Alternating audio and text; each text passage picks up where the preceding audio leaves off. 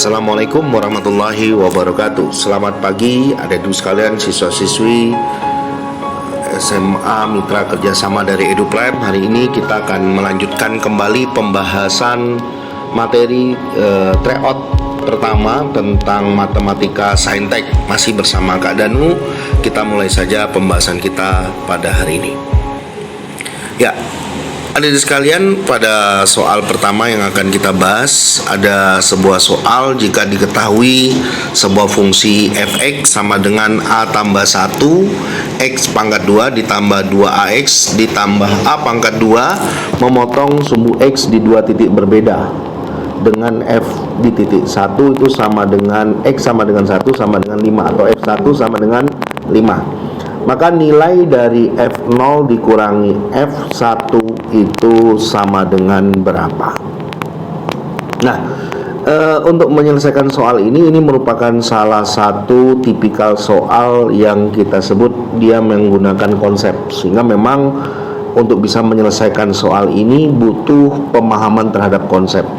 Kata kunci pertama konsep yang bisa kita pakai di sini adalah memotong sumbu x di dua titik berbeda. Jadi ketika dia memotong maka berlaku syarat diskriminannya lebih dari 0. Dan kita tahu mencari diskriminan itu adalah b kuadrat min 4ac.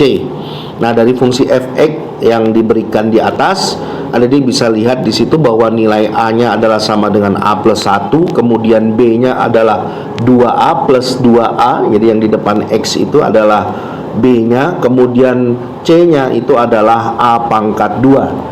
Ya, kalau kita substitusikan ke diskriminan yang nilainya b kuadrat min 4ac, kita akan peroleh 2a dipangkatkan 2 dikurangi 4 dikali a plus 1 dikali a pangkat 2 lebih dari 0. Kita kalikan ya, 2a pangkat 2 berarti menjadi 4a kuadrat min 4 kali a pangkat 2, maka kita dapat min 4a pangkat 3, kemudian min 4 dikali plus 1 dikali a kuadrat, kita peroleh adalah minus 4a kuadrat lebih dari 0.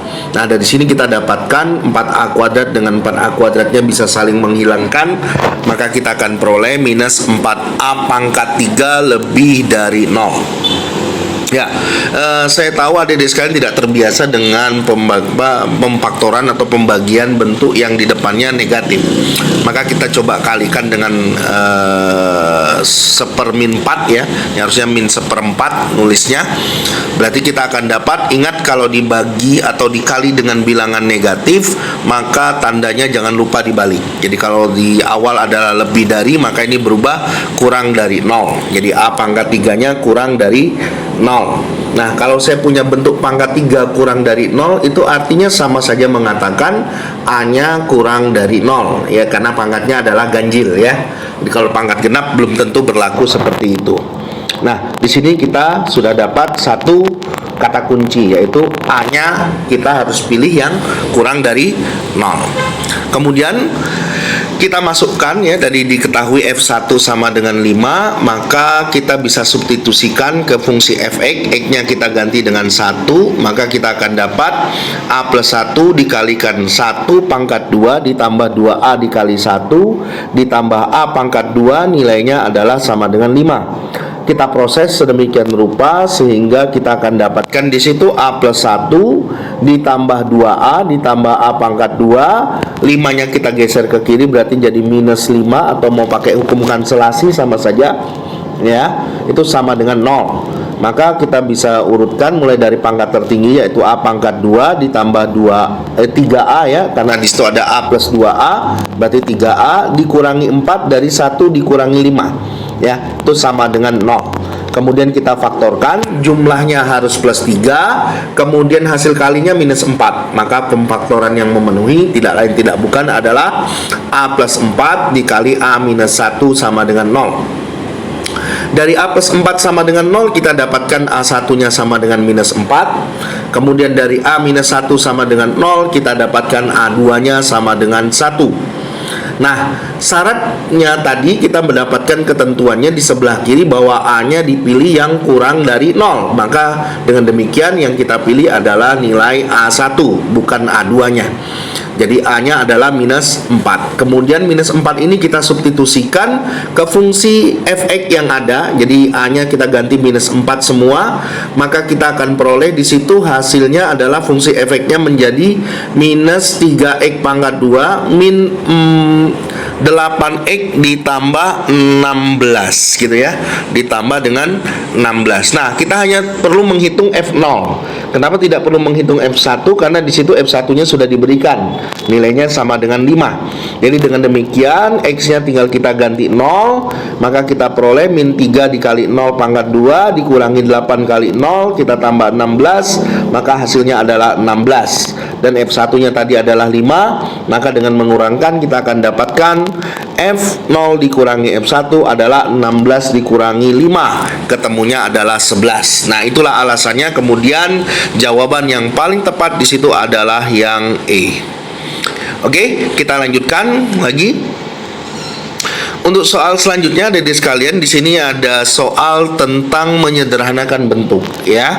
Jadi kita punya bentuk P pangkat 13 dikurangi Q pangkat minus 5 per 2 dibagi dengan P pangkat 13 per 2 ditambah Q pangkat min 5 per 4. Itu adalah berapa?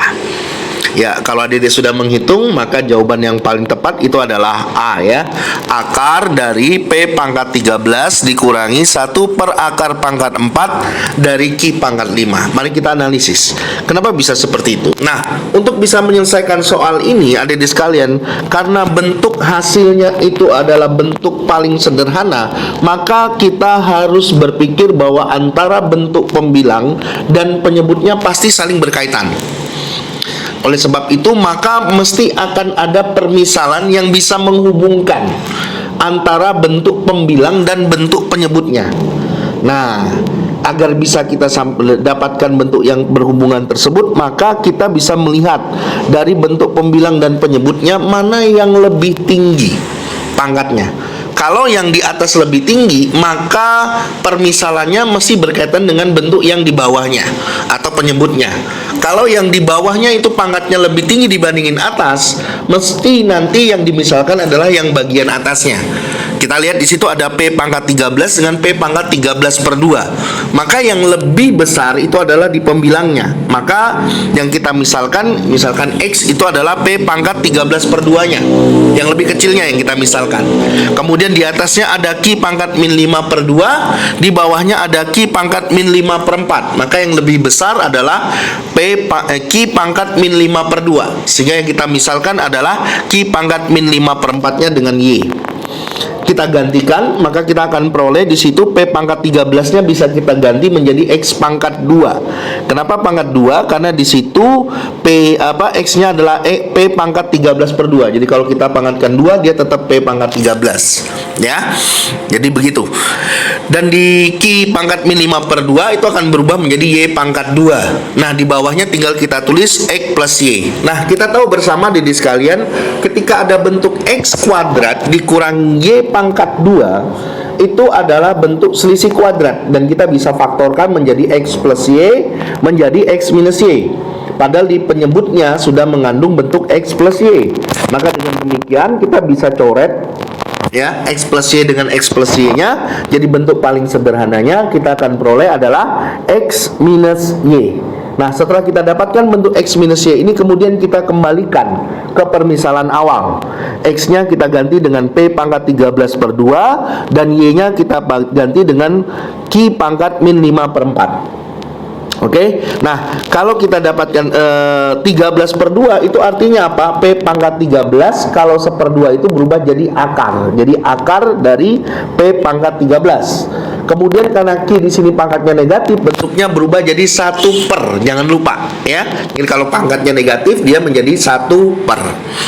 Oke, berarti 1 per berapa? Q pangkat 5 per 4. Nah, pangkat 5-nya tetap ditulis Ki pangkat 5, seperempatnya itu berubah menjadi akar pangkat 4. Maka kemudian di situ jawabannya adalah menjadi minus 1 per akar pangkat 4 dari Ki pangkat 5. Oke, maka kemudian jawaban yang tepat di situ adalah yang A, gitu ya. Oke, good, bagus. Jadi hadirin sekalian, ingat bentuk pembilang dan penyebut itu pasti berhubungan. Kenapa? Karena yang ditanya adalah bentuk sederhananya. Oke, itu kata kuncinya. Oke, kita lanjut ke soal yang ketiga. Kita akan coba bahas. Di sini ada bentuk akar banyak sekali. Jadi tulisannya di situ 1 per akar 9 tambah akar 10 tambah 1 per akar 10 ditambah akar 11 ditambah seterusnya sampai yang terakhir 1 per akar 80 ditambah ditambah akar 81. Itu nilainya sama dengan berapa? Nah, ini sebenarnya cara mengerjakannya adalah dengan merasionalisasikan bentuk akar. Jadi kita kalikan akar sekawan sedemikian rupa sehingga kita akan dapat bentuk yang paling sederhana. Oke, jadi kita buat permisalannya seperti ini. Misalkan awalnya kita punya 1 per akar N ditambah akar N plus 1. Nah, berarti kalau kita kali akar sekawan, berarti di bawahnya itu kita tulis menjadi akar N dikurangi. Jadi kalau plus berubah jadi minus. Akar N dikurangi akar N plus 1. Nah, di atas tinggal ngikut saja penyebutnya. Berarti kita tulis ulang akar N dikurangi akar N plus 1. Kenapa ngikut? Karena sebenarnya yang kita manipulasi itu bentuknya adalah nilai 1. Jadi angka 1 itu kita ubah sesuai dengan penyebut yang diberikan. Nah, prinsip dasar ketika kita mengalihkan akar sekawan itu adalah kalau dia mengandung bentuk akar, akarnya kita hilangkan. Kemudian kalau nggak mengandung akar, kita kuadratkan. Tanda hubungnya adalah minus. Karena kita tahu di penyebutnya itu semuanya mengandung bentuk akar, maka cukup kita hilangkan aja akarnya. Jadi kalau awalnya ditulis akar N, maka kita cukup menulis dengan N. Tanda hubungnya mesti minus, kita kurangi, ya. Kemudian di situ ada 2 suku N plus 1, akarnya kita hilangkan, berarti kita akan dapatkan minus dalam kurung N plus 1. Pembilangnya karena dikali 1, berarti kita tulis ulang akar N dikurangi akar N plus 1. Nah, kita tahu kita kurangi penyebutnya, jadi di situ ada min N. Jadi kalau kita masukkan ke dalam negatifnya itu menjadi min N min 1. Nah, N dikurangi N habis, min 1-nya tertinggal. Makanya kemudian penyebutnya itu adalah minus 1. Apa artinya dibagi dengan minus 1? Itu artinya sama saja mengatakan kita bisa balik, langsung kita balik. Jadi yang belakang ke depan, yang depan ke belakang. Tandanya tetap minus, karena kita kali dengan negatif. Atau kita bagi dengan negatif, gitu ya. Berarti kita akan peroleh dia hasilnya menjadi akar dari N plus 1 dikurangi dengan akar N. Jadi kalau saya punya 1 per akar 9 ditambah akar 10, itu sederhananya bisa saya ubah menjadi akar 10 kurangi akar 9, gitu. Begitu juga yang lainnya. Sehingga dengan begitu kita akan peroleh bentuk-bentuk akar yang diberikan ini akan kita bisa tulis ulang sebagai akar 10 dikurangi akar 9, kita tambah dengan akar 11 dikurangi akar 10, ditambah seterusnya sampai terakhir akar 81 kita kurangi dengan akar 80. Nah, coba diperhatikan di situ ada akar 10 dengan min akar 10, dia bisa coret. Kemudian nanti akar 11 di sebelah kanannya akan muncul minus akar 11. Itu juga bisa dicoret. Seterusnya sampai yang terakhir minus akar 80 itu akan bisa kita hilangkan. Sehingga yang tersisa sukunya itu cuma tinggal 2, yaitu minus akar 9 dan plus akar 81. Maka dari sini kita bisa buat akar 81 kurangi akar 9, dan kita tahu akar 81 itu adalah 9. Kemudian akar 9 itu adalah 3. 9 kita kurangi 3, hasilnya adalah 6, ya. Makanya kemudian di situ jawabannya adalah A. Oke. Ini model-model soal di mana butuh keterampilan dalam memanipulasi bentuk. Jadi kuncinya di soal ini adalah keterampilan kalian dalam memanipulasi bentuk. Oke. Yuk, nomor selanjutnya. Banyaknya nilai X yang memenuhi persamaan X log. Nah, ini biasanya siswa-siswa itu agak kesulitan kalau bicara tentang logaritma ya. Log 9X min 10X pangkat 3 sama dengan X log di dalam kurung min X pangkat 5. Itu adalah berapa? Mari kita lihat pembahasannya. Oke, dari persamaan X log 9X min 10X pangkat 3 sama dengan X log min X pangkat 5 diperoleh. Jadi kalau kita punya bentuk ini, dulu dijelaskan ya tentang persamaan logaritma. Caranya yang pertama adalah karena sudah sama X lognya, kita coret dulu X lognya. Berarti yang tertinggal adalah tinggal yang di dalam logaritmanya, yaitu 9X min 10X pangkat 3 gitu ya, sama dengan min X pangkat 5. Nah, yang sebelah kanan kita geser ke kiri, maka kita akan peroleh X pangkat 5 dikurangi 10X pangkat 3 ditambah 9X sama dengan 0. Kita keluarkan FPB-nya, faktor persekutuan terbesarnya, yaitu X pangkat 1. Oke, kemudian kita peroleh di dalam kurung menjadi X pangkat 4, karena X pangkat 5 dibagi X ketemunya X pangkat 4. Kemudian min 10X pangkat 3 kita bagi dengan X ketemunya min 10X pangkat 2. Dan terakhir plus 9X, kalau kita bagi X ketemunya plus 9 di dalamnya. Nah, kita punya bentuk X pangkat 2 min 10X kuadrat ditambah 9 sama dengan 0. Ini kita faktorkan lagi ya. Karena dia merupakan bentuk kuadrat yang dikuadratkan, maka kita bisa menulisnya seperti bentuk biasa. Jadi kalau kita belum terbiasa, misalkan dulu X pangkat 2-nya dengan P, nanti adik-adik bisa ketemu ya. Tapi kalau adik-adik sudah bisa langsung faktorkan seperti ini gitu ya. Yang penting adik-adik tahu bahwa jumlahnya harus minus 10, kemudian kalau dikalikan hasilnya harus plus 9. Maka yang memenuhi adalah min 1 dan min 9. Sehingga faktornya adalah X kuadrat min 1 dikali X kuadrat min 9 sama dengan 0. Nah, X kuadrat min 1 itu bisa kita tulis 1 itu menjadi 1 pangkat 2. Jadi kita punya bentuk A kuadrat min B kuadrat lagi. Masih ingat caranya? Yaitu kita bisa faktorkan menjadi A plus B kali A minus B ya. Jadi dengan A-nya adalah X ya, kemudian B-nya itu adalah 1. Maka kita peroleh X dikali X min 1 dikali X plus 1. Begitu juga dengan X kuadrat min 9. Itu bisa kita ubah menjadi X kuadrat min 3 pangkat 2. Ya, jadi A-nya X ya, kemudian B-nya adalah 3. Jadi kalau kita faktorkan menjadi X plus 3 kali X min 3 sama dengan 0. Maka dari sini kita akan dapatkan X1-nya sama dengan 0, X min 1 sama dengan 0, kita peroleh X2-nya sama dengan 1. Kemudian X plus 1 sama dengan 0, kita peroleh X3-nya sama dengan min 1. Kemudian X plus 3 sama dengan 0, kita peroleh X4-nya adalah minus 3. Dari X min 3 sama dengan 0, kita peroleh X5-nya sama dengan 3. Jadi kita punya 5 nilai X yang memenuhi di sini. Nah, apakah sudah selesai? Belum. Ingat, ketika kita bicara tentang logaritma, ada syarat-syarat tertentu pada bentuk logaritma yang harus dipenuhi. Yang pertama, A X ya. Jadi kalau saya punya A log B sama dengan C, maka A-nya itu harus memenuhi lebih dari 0 dan dia tidak boleh sama dengan 1. Nah, posisi A di situ digantikan oleh X. Maka syarat pertama adalah X-nya harus lebih dari 0. Kemudian X-nya tidak boleh sama dengan 1. Oke, sehingga yang gugur di situ adalah X1 sama dengan 0. X-nya itu boleh lebih besar sama dengan 0 ya. Berarti X3 sama dengan min 1 gugur. Kemudian X4 sama dengan min 3 gugur ya. Kemudian X2 sama dengan 1 itu juga gugur ya.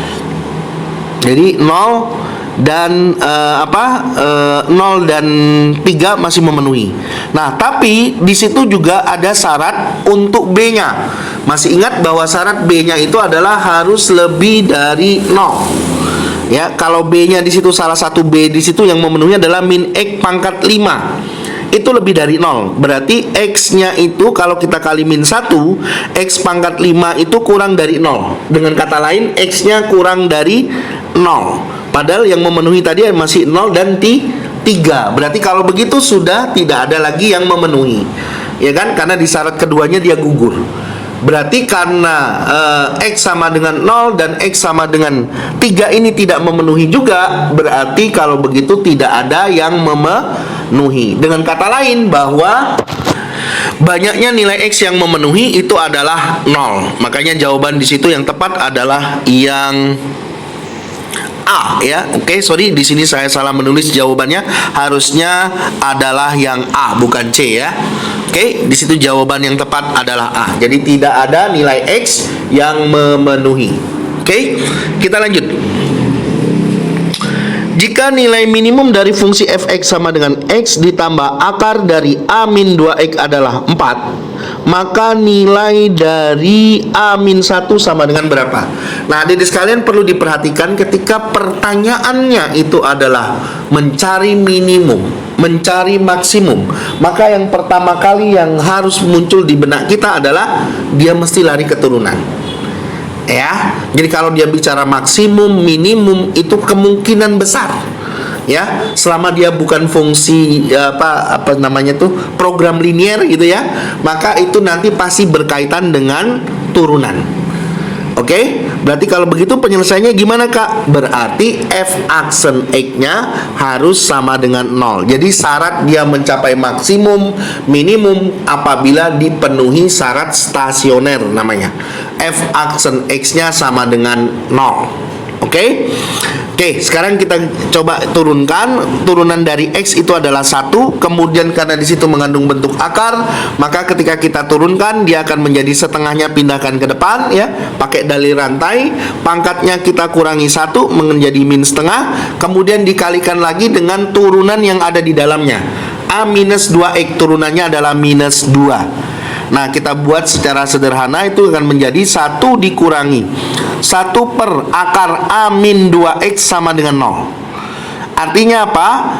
Kalau kita pindahkan ke kanan, 1 per akar A min 2X-nya adalah sama dengan 1. Jadi kalau ada 1 dibagi suatu variabel nilainya 1, maka variabel itu juga harus bernilai 1 dong. Logikanya kan gitu.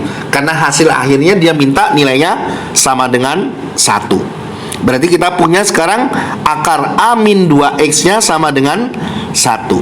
Nah, di situ dikatakan nilai minimumnya sama dengan 4. Berarti nilai minimum itu akan memenuhi. Ya. Nah, sekarang tinggal kita substitusikan. Fx-nya kita ganti 4. Jadi X ditambah akar A min 2X sama dengan 4. Kenapa tidak kita cari menggunakan rumus yang lain? Karena di situ kita sudah mendapatkan kata kuncinya, yaitu akar dari A min 2X sama dengan 1. Jadi tinggal kita gantikan akar A min 2X-nya dengan 1. Maka kita peroleh X ditambah 1 sama dengan 4. Maka X minimumnya, nah, kenapa ketemunya langsung X minimum? Karena yang dipakai adalah nilai minimum atau Y minimumnya. Karena setiap titik itu di dalam konsep fungsi itu selalu berpasangan. X1 dengan Y1, X2 dengan Y2, maka X minimum dengan Y minimum. Begitu juga dengan X maksimum dengan Y maksimum. Oke? Karena yang dipakai nilai Y minimum, maka X-nya pasti X minimum, tidak mungkin X yang lain. Itu sama dengan 3. Jadi kita sudah ketemu minimumnya adalah sama dengan 3. Nah, kemudian kita substitusikan nilai 2 ini ke 1.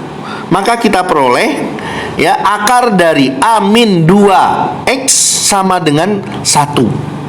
Ya, berarti kita akan dapat X-nya kita ganti 3. Itu sama dengan 1. A min 6 sama dengan 1 dikuadratkan, karena akarnya kita hilangkan, artinya dipangkatkan 2. Maka yang sebelah kanan juga kita pangkatkan 2. Berarti A min 6-nya sama dengan 1. Ya, pertanyaannya apa? A min 1. Jadi tinggal 1 kita geser ke kiri, 6 kita geser ke kanan. Berarti dengan demikian kita peroleh A min 1 sama dengan 6. Maka jawabannya di situ adalah yang D.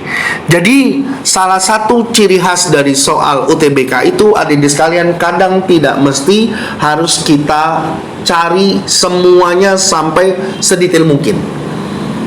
Ya, ada beberapa langkah yang kadang bisa kita potong. Nah, ini salah satu bukti bahwa ada langkah yang tidak perlu kita jalankan gitu. Nah, di sini adik-adik sekalian bisa lihat bahwa kita bisa memotong banyak sekali langkah. untuk bisa menyelesaikan soal ini dengan mudah, ya. Oke, jadi itu salah satu catatan penting yang adik-adik juga harus pertimbangkan nanti ketika menjawab soal. Oke. Ya, adik sekalian, kakak rasa itu dulu pembahasan kita tentang soal matematika saintek. Ya, selamat belajar, tetap berusaha yang terbaik, karena kakak yakin dan percaya kalian pasti punya cita-cita yang besar. Dan ingat, semua yang kalian lakukan tidak akan ada yang sia-sia. Sukses buat kalian dan salam juara.